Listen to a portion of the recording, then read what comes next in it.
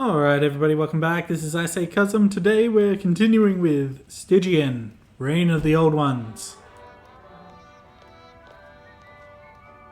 And as you can see, we have awoken from some bizarre nightmare. I don't know. We're in a mental hospital. I don't recommend this. Okay, yes. See a very familiar figure in patient's garments staring at you amusedly. What is it, Cornuto? Having the same bad dreams? What's happening, Marino? Can't you see, Cornuto? We're in the nut house, and that face of yours says you belong here. He makes sure the doctor's gone and lights the cig he pulls out of his shoe. Since you're awake, let's talk about the cigs you owe me. I owe you nothing. You were too blown out from my cocktails to pay yesterday and told me to remind you later, remember? This trick is getting old, Marino. But I'm sure you did. Don't you trust your giving bartender, Cornuto? You'll have all of my cigs soon. Why the hurry? He pauses and smiles. I can't argue with that. Consider this one on the house. Tell me about these cocktails you mentioned. Do they let alcohol in here? Oh, I clicked the wrong one. What can I say, Cornuto? Just like you, they're all loonies. There is nutty old Isidore, who definitely has a thing for keys. There's the fool who thinks he's manager of the Bank of Arkham. Beware that bastard. He starts screaming all of a sudden and you want to smack him in the face. Let's see, who else do we have in this shithole called Ward 10? Marino exhales a grey cloud of smoke before continuing. We have Krog, a real psycho if you ask me. He believes that a fanatical cult carved all those symbols on him. But the doctor is pretty sure he's fucking scarring himself. Oh, and we have the Baroness. The doddering grandma who sleeps most of the time because she believes she goes to the dreamlands, you know. And of course there's you, Cornuto, who would still ask a damn question like, he mockingly imitates you, telling me about the other patients, after spending a whole fucking year in this place with me. What's your excuse for being here, Marino? Ah, here comes the sharp tongue of Cornuto. Takes a puff from his cigarette and continues in a cozy manner. Let's say I am a dangerous man, and I've done some bad things. Since this place is much cozier than Charleston State Prison, voila! Marino Rossi became a mentally unstable man. Takes another puff from his zest cigarette. I also have the right cousins. Tell me about the cocktails you mentioned. Do they let alcohol in here? Cornuto, you amaze me to this day. He lowers his voice while glancing around. You know that I have ways of getting what I want, especially when it comes to precious medicine. The rest involves sharing my trade secrets. I won't fucking do that. Just keep in mind that Marino produces the best and only drinks that makes this place a little more bearable. If you have the cigarettes, of course. Steal the drugs, mix them all, and share it with your pals. Sounds swell. I couldn't have described it better, Cornuto. You know, sometimes I like you. Just a little, and not very often, but I do. Now are you buying, or shall I give you the fucking boot?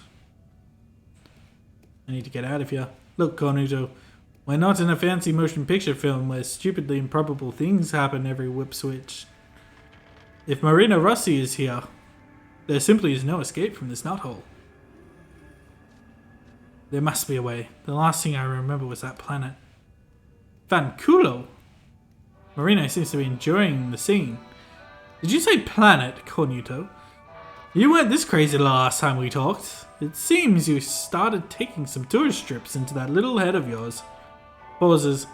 The rapid movements in his eyes indicate he is about to come up with something. But if that is the escape you want, maybe I can help you, Cornuto. I think I can help you escape into your head. I mean, permanently.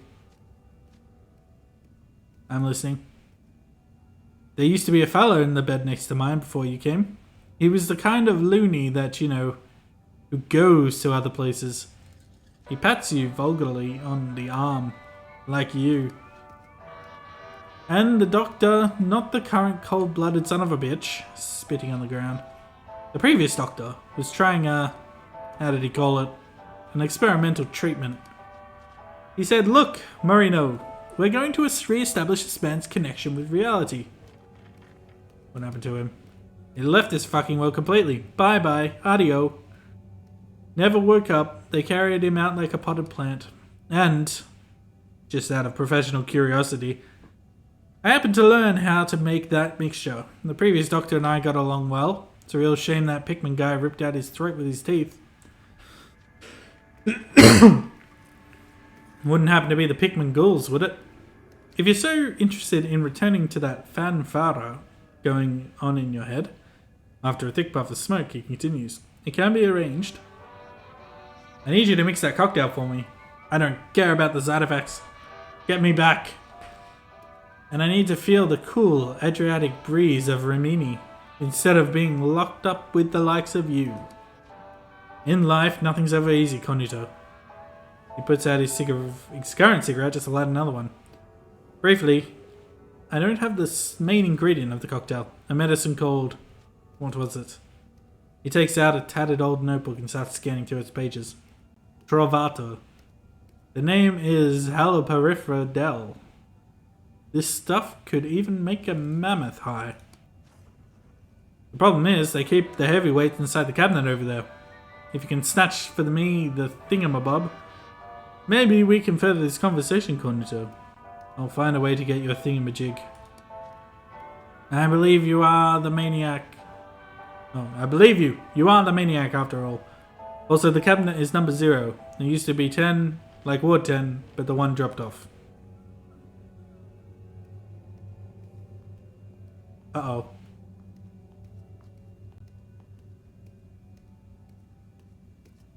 Mr. Rossi, if I ever pick up this smell in this ward again, some drastic measures will definitely take place.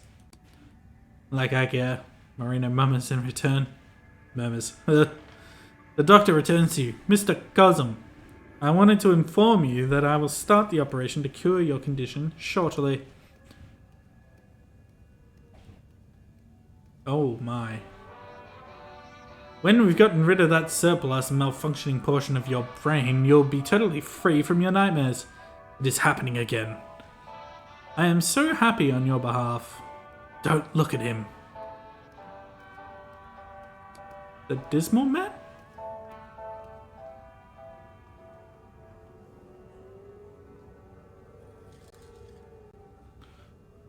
Alright, well let's see what we can do. Approaching him, you finally recall from where you recognize the orderly waiting at the door. He looks like an unholy reincarnation of Carrion Jack. One of the top hitmen of Waxface, whom you met at the Essex Hotel. We didn't so much as meet him as scare him out of his room though. He's not all pleased by your presence. What the fuck do you want? And you quickly understand that his sense of sympathy resides at the same levels. I remember you. Do you have the key to the medicine cabinet, Jack? I do. What's it to you, Crank? I'll break your arms, your legs, your neck, and your little finger, and I'll get that key. Head away from him.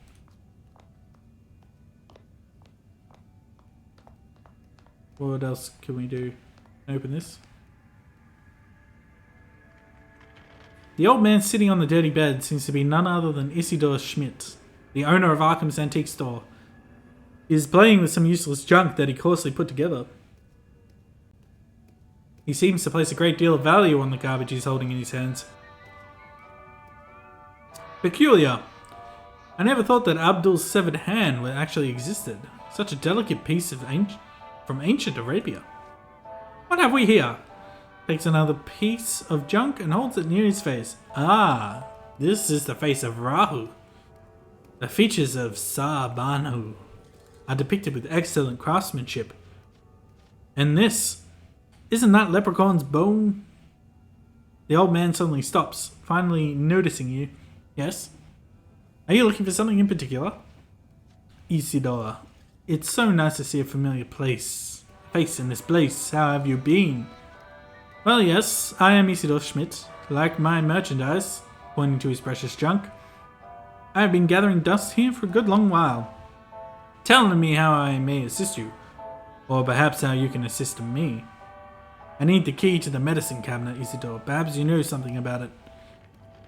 Upon hearing the word key, the old man's entire mental attitude instantly changes. His eyes grow dark, and you can see veins popping out on his wrinkled neck. You deceiving, mealy-mouthed, insidious thief. How did you know I have key number 0?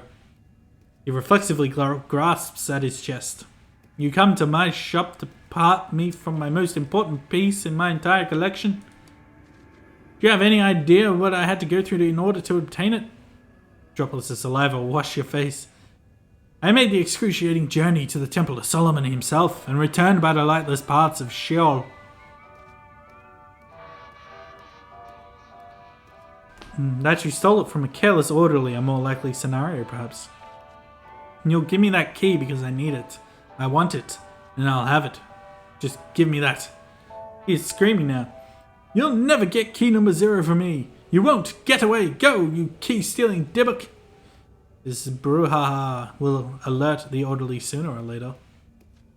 Look closely at his chest. It wouldn't take a detective to figure out that the old man is keeping something of value tied around his neck. Yep, even B. You won't get the key number 0 from me. Get away. Go! Oh, here we go. One of the loonies. He's gone all showing your head. Woo, woo, woo, you know. Such a fucking sense of responsibility. Who's that?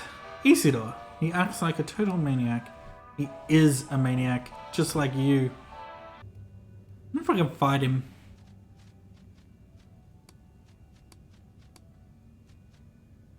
Let's go!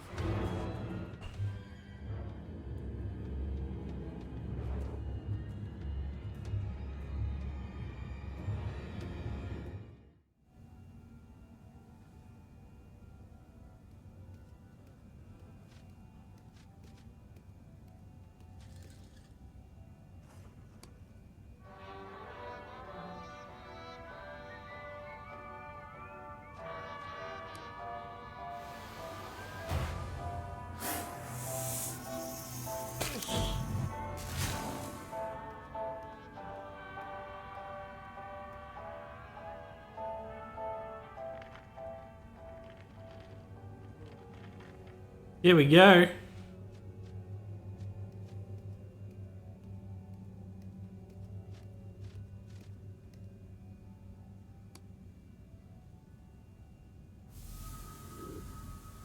Take the children of Bazazu.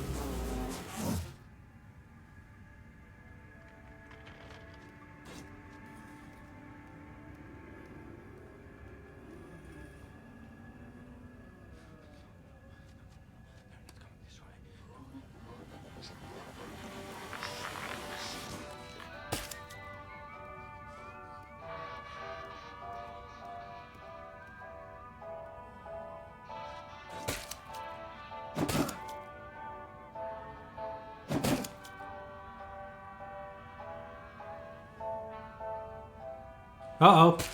Hey, there we go.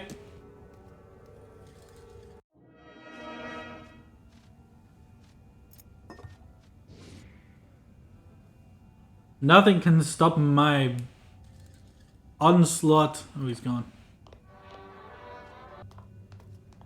Is there a cabinet somewhere? Ah.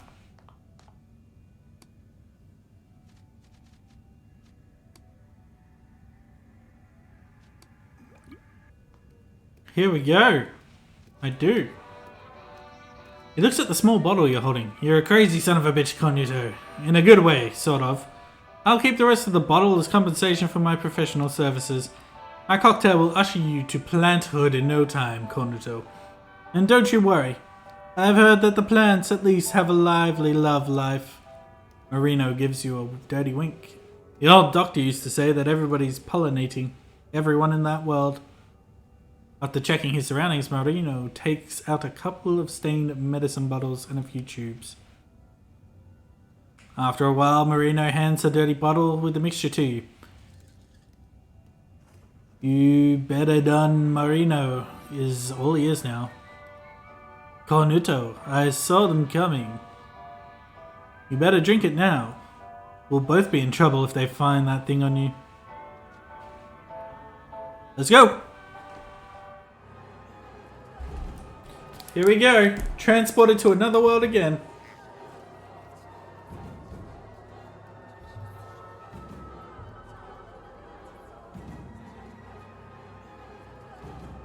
Uh-oh. You better don't die before that. Well, we'll see. I have no idea where we're going. To the operating table, looks like.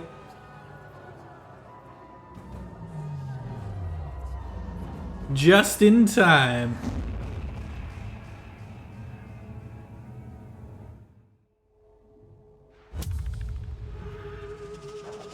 Uh-oh. They tried to trick me.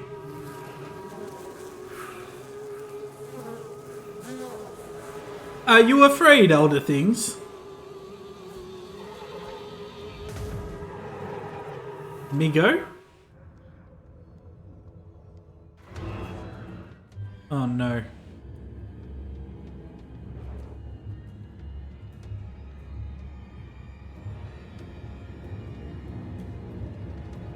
What's happening?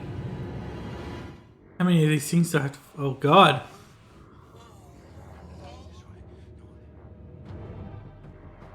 Oh god!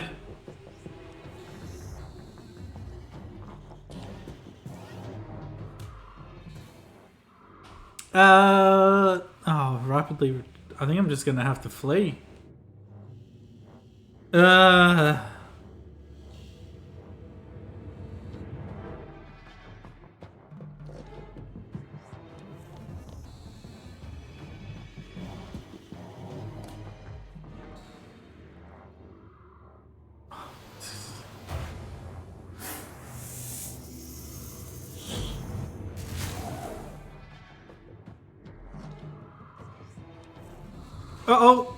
He doesn't have much sanity left.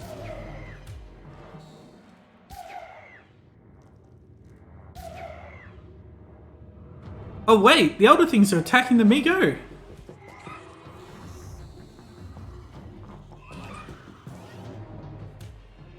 Do we have friends?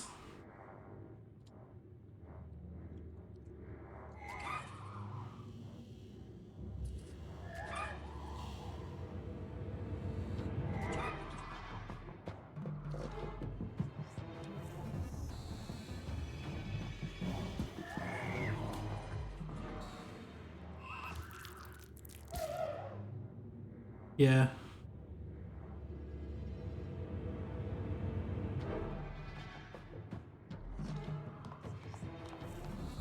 Out we go. They can duke it out. I don't want any part of that. Oh my god. Beyond the boundaries of space-time. You bat the vertiginous corridors of the Cyclopean city like a wild animal which has been thrown into a cage. A vicious skirmish takes place between the invaders and the inhabitants of this eldritch settlement. Finally, when an immense point of access enters your line of sight, you act upon it to submit yourself to the phantasmal reality which stretches outside in all directions and set yourself free.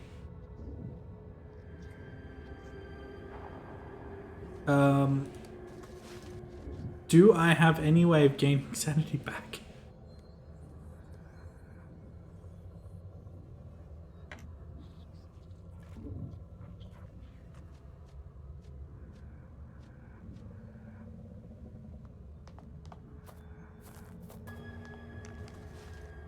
Alien antenna.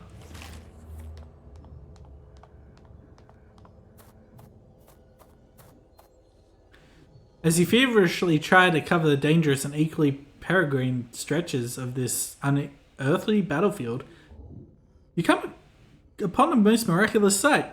It's that of a human, in the flesh, appearing every bit as real as anything else around you. What is happening?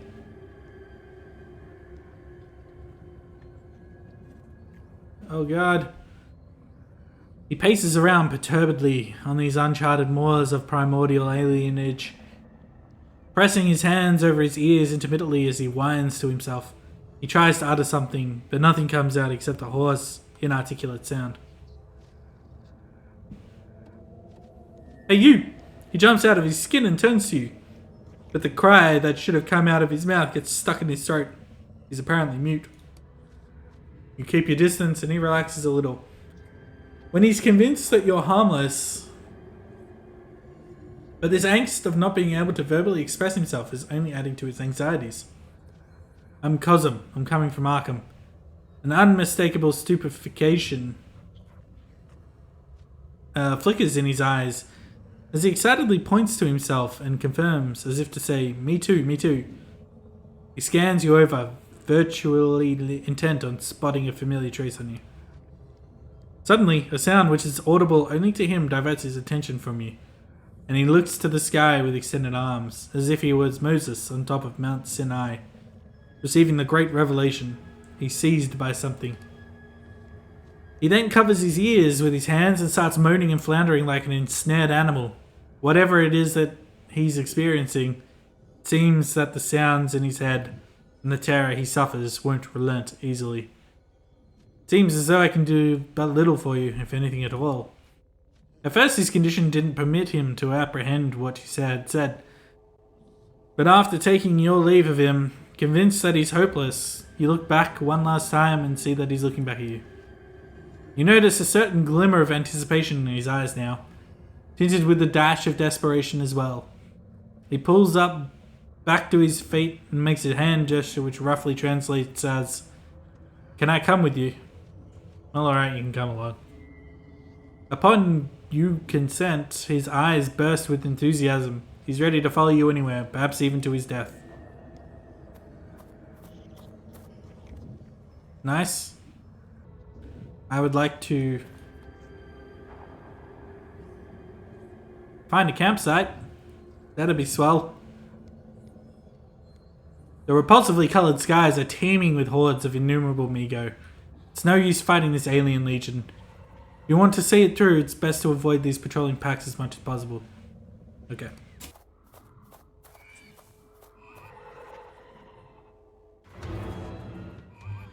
Oh no.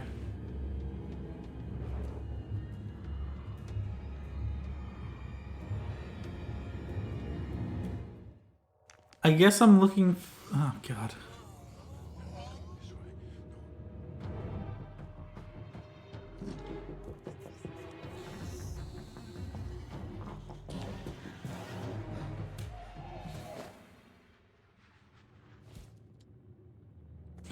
I think I'm looking for the shadows, right?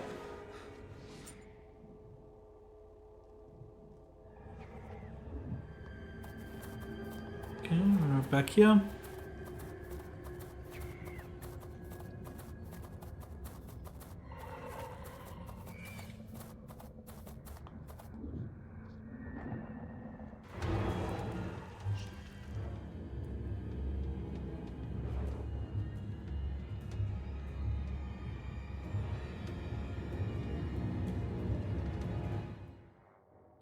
A wounded Migo thing is about to get lynched by a throng of Migo. You can hear its cry for help in your mind. Can we help?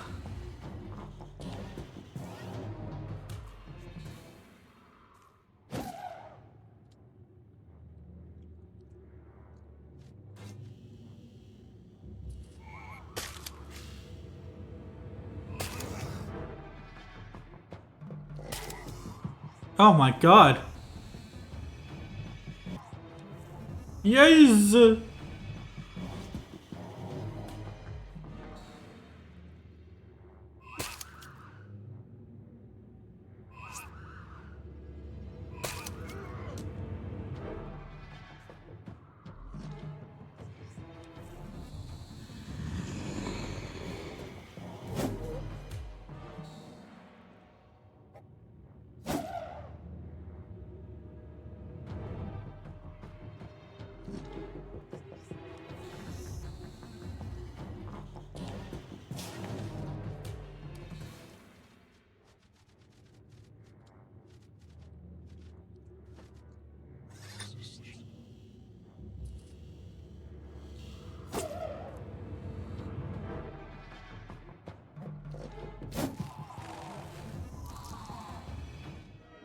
Oh my god.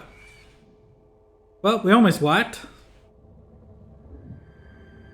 The moment you feel the gaze of all 5 peregrine eyes riveted upon you, you're absorbed into the depths of your mind with a shudder and warmth, descending from your temple to the nape of your neck. The entity wants to communicate with you. Now you're in an archaic corner of your consciousness to which you've been taken by the peregrine mind. The image before you is perceived by the mind rather than the eye. The mist of vagueness, a vacant broad of conception, expected to transform into new simulacra. You can sense the consciousness of the entity behind you, nebulousness. It is not indebted nor obliged to you. You may be facing an entity who understands no such notions. But even so, there's a familiar sensation, curiosity. What is happening on this planet? As the mist of vagueness materializes in your mind's theater by convoluting into observable shapes, emotions that you'd feel towards a mortal enemy permeates your body. Adrenaline is intense. Palpitations accelerate, muscles contract. This is war. How can I escape from this place? Ooh. The image of the edifice, which you saw before you, ended up in the asylum, now forms in your mind. How can I get there? Can you show me the way? The warmth and undulation with which your head has been suffused gets translocated. You feel the alien consciousness touching the other parts of your brain. Suddenly, all the unfamiliar stimulants of the planet, wailings that resemble the horns of the apocalypse, odors that churn your stomach, and other such atrocities of sensory perception become even more acute. Then, having seized what it sought, a bristly pain stabs your head. When you are about to faint, the pain abruptly ceases. You realize you can sense everything on the surface of the planet with perplexing clarity now. Though you can't quite fathom how it did this to you, you can now feel the structures of the sites of power on the planet. Yeah, try to conjure the image of the dismal man. The image you create causes a poignant reaction in the alien intelligence. The transmission just starts to distort, fluctuate, and destabilize. Though you can make nothing of it at first, your comprehension catches up shortly. However, much of the entity is different in ways inconceivable to you. This is a familiar notion: death. The entity is dying. You sense fear, desperation, and something else. The bitter taste of being downtrodden, maybe. The resentment against an existence that will end all too soon. And the transmission ends. Perhaps death, even in the most remote and forbidden corners of the cosmos, is still the same death. Rise to the surface.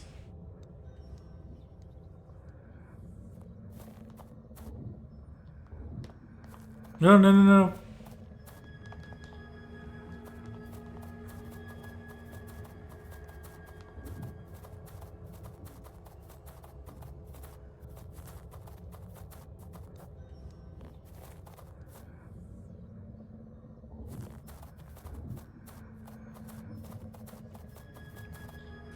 God, you really? Huh?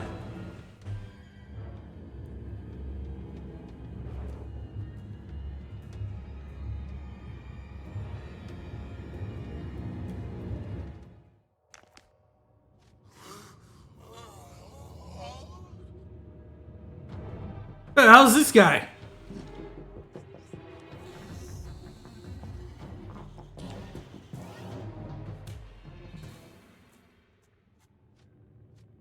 Nosferatu?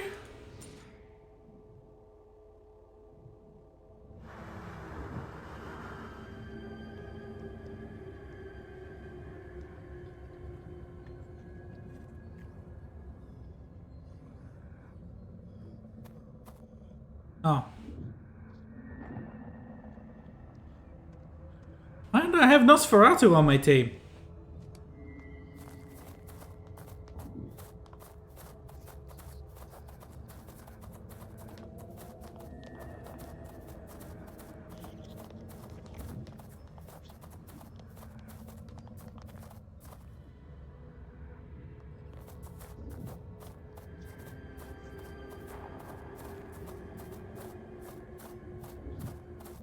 Oh, good.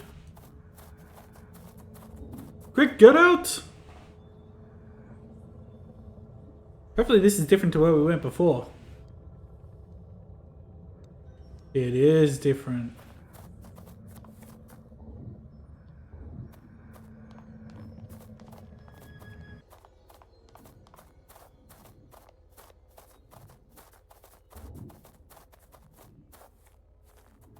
Hey, it's that rock.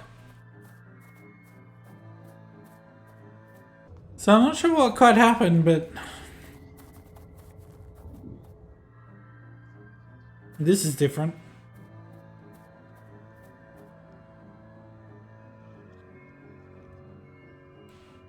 So I saw this before, but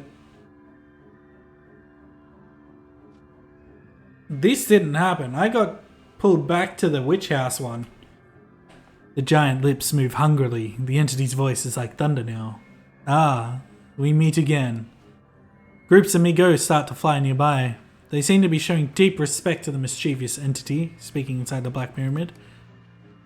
I told you that the toll shall be paid twice. I said, once now, once later. Light now, heavier in the future. The purplish tongue appears from the blackness wherein it dwells and licks clean the shiny surface of the lips. Can that future be now? You will draw. Oh, no, no, no. No need for that. This time the crimson toll cannot be paid with your blood. The lips' maledictory grin returns. Tell me what I need to do, demon. In contrast with your impetuous attitude, the lips talk slowly, as if savoring this moment. This time, it will be paid with the blood of another. Many eyes on the pyramid surface suddenly turn to your companion standing behind you. You are ruined. Who are you speaking with, Lieutenant? Some new orders from HQ? Well, that makes a bit more sense now, because this object said this. It's an entity I met inside the witch house. I don't understand. The thunderous voice is heard once again. The crimson toll shall be paid with the blood of a companion. Oh, okay. While the grinning teeth are reflecting the nebulae that populate the alien skies up ahead, the being's many eyes fall upon your companions. Pay the crimson toll and I let you pass. No! My treasured companions. The lips freeze for a disturbing moment. The cacophonous buzzing of the Migo pierces your ears and the skies. They seem darker now. The game is not meant to be played like this. Not at all. So be it. Trapped eternally in Nithon. You refuse to pay the crimson toll again, you'll be doomed to walk the surface of the Forsaken Moon until the end of your days. Well, let's go back. Let's sacrifice one of my companions, I guess. That was a very quick end. And that is fine. I'll be right back. Okay, we're back. Who's it gonna be? The outsider or the nameless soldier? The outsider. You approach the outsider to keep your promise to the Black Lips. His inevitable doom comes closer with each step you take. The maddening buzzing of the Mi-Go is getting louder every second. There is denial in the outsider's amber eyes, but you can see he somehow senses the terrible event about to follow. Tell me I'm wrong, stranger. Tell me I am mistaken about you. I've come a long way, my friend. Oh, great. Okay, well, bursting into tears. I'll miss you. I'll miss you so much. As the buzzing of the insectoids gets mesmerizingly louder, the doomed creature shouts, Why? Why me? I spin the cosmic wheel and its big pointy arrow showed you to me. I have no control over it. You watch him thinking through this justification. This is by chance, you mean? What a shoddy ending. Nothing like the chivalrous deaths of the heroes from my tomes. My fate sealed with a toss of a coin. Such a dreary destiny. The creature raises his disfigured hands to the air. Before this blackest of deeds is committed, I'd like to have one last word, stranger. Or is it too late?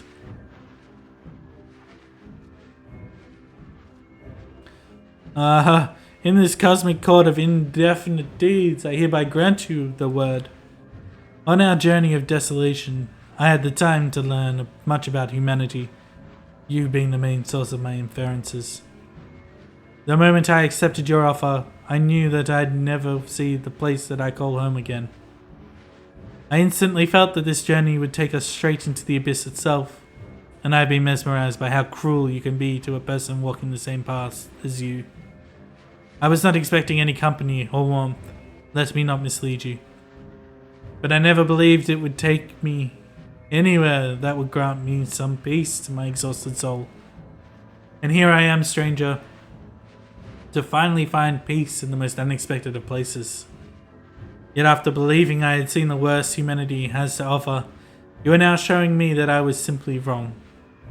That humanity is indeed a depthless pit of blackness. Release me once and for all. I always wondered how you would bleed, mummy boy. Stab. As the alien buzzing of your bizarre audience rises into a hellish cacophony, you slide the blade into the withered heart of the creature. The black lips smile through every surface of the portal stone.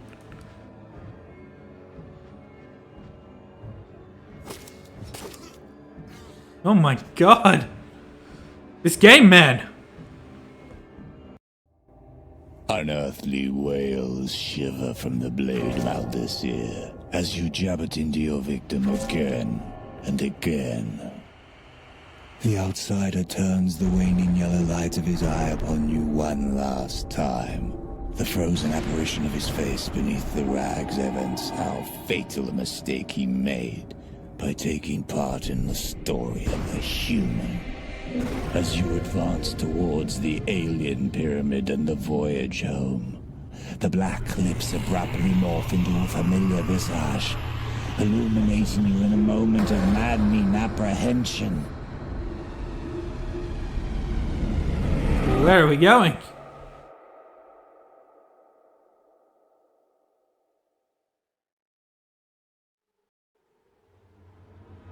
When your extra-dimensional odyssey returns you to the ruins of Miskatonic University, there's not much of sanity, nor humanity left in you.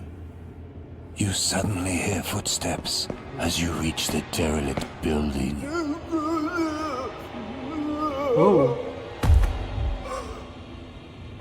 Apparently, all the trials you've overcome and the hideous sacrifices you've made on your damned voyage are nothing compared to what you must endure if you are ever to lay your hands upon the damned tome called Necronomicon.